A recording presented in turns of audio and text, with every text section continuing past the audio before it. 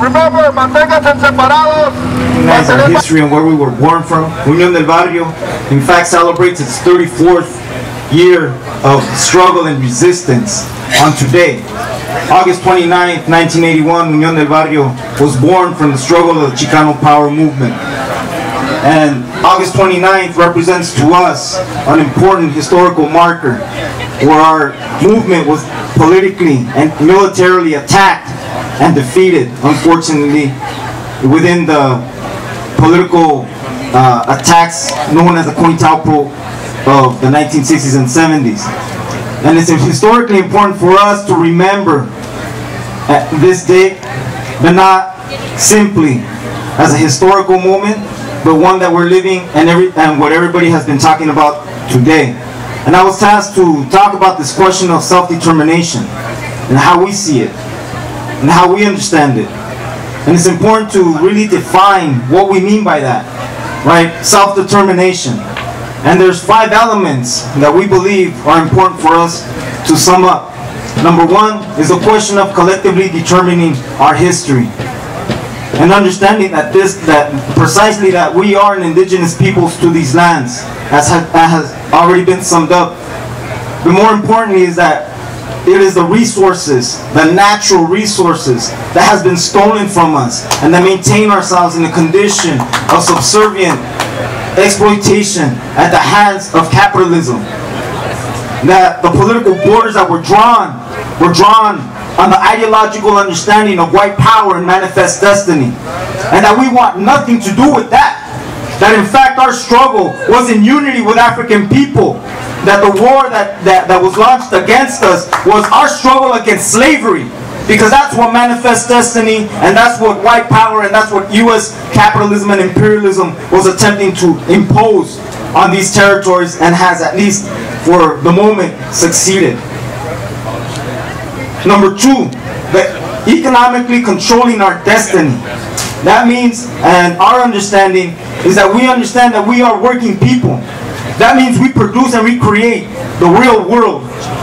That everything that we see around us, from the buildings, from the carreteras, from the food that comes onto our tables, from the homes that we live in, we produce and we create the real world as workers. And our labor is economically exploited and benefits and creates lots of wealth for a very small group of people, but never wealth for our own families. And it's time that we retake and reclaim the value of our own labor on our own terms and for our own interests as a working people.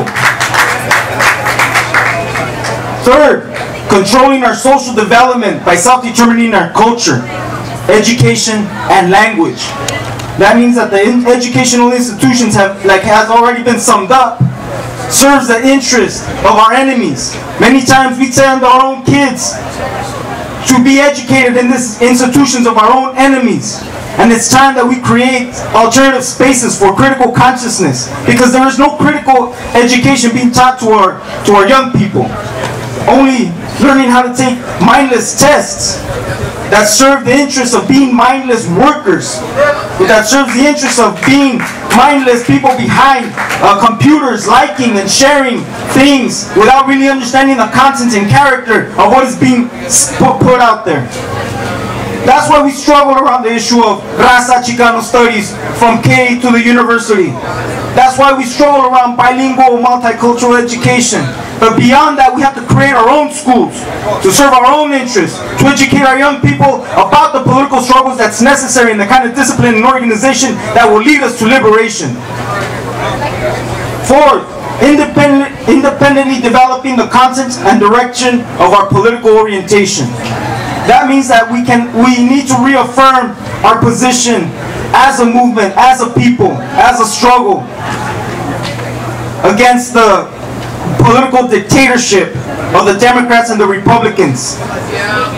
That we must be willing to develop our own political parties, and not just in the electoral arena. That's just one space. But we need a disciplined political party that will take us to liberation and organize our people again in our own interests, on our own terms, on our own land.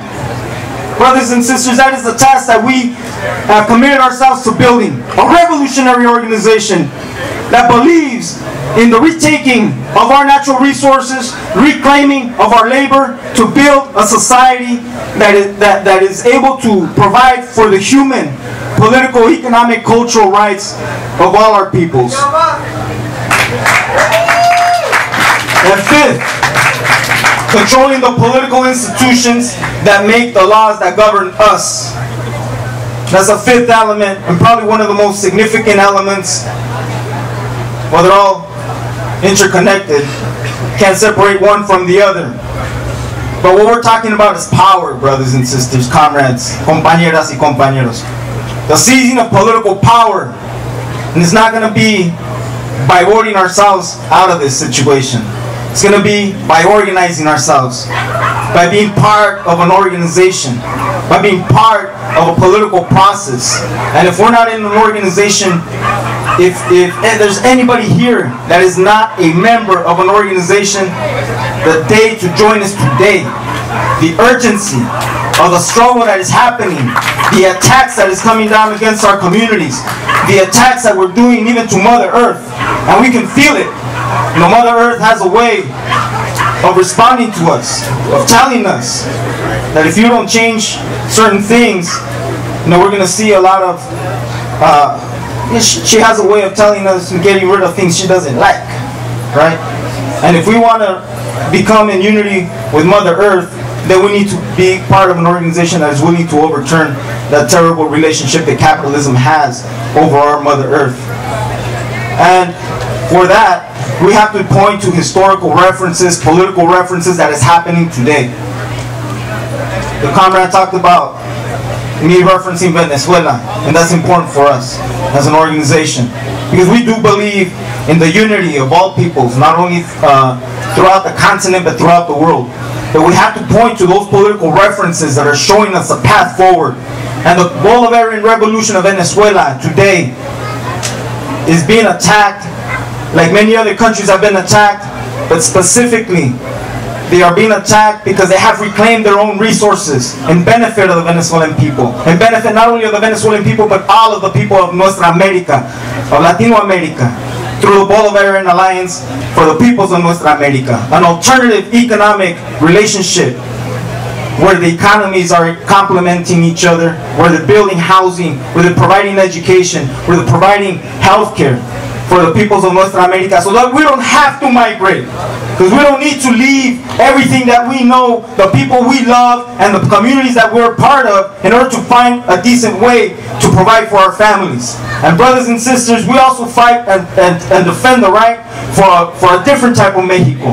And that's why we oppose the imperialism that today is attempting to kill our young people, like in the form of the 43 students that were attacked almost a year ago and disappeared almost a year ago today, but also the thousands of people that have been killed in Mexico. We do not believe and do not want to be a part of this terrible North American Free Trade Agreement anymore, or the Trans-Pacific Partnership anymore, or even the attacks in the form of the military intervention by Plan Mérida.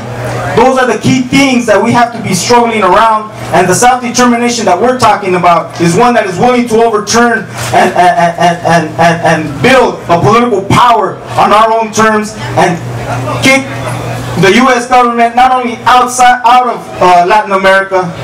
You know, Comrade Ernesto Bustillos was here several years ago and said an important phrase that I think it merits to say and repeat again, and we say it 1,000 times. U.S. out of Asia, U.S. out of the Middle East, U.S. out of Africa, U.S. out of South America, and U.S. out of North America. Que viva la raza, hasta la victoria siempre, que viva Aztlán, unidos venceremos, compañeras y compañeros. Thank you very much.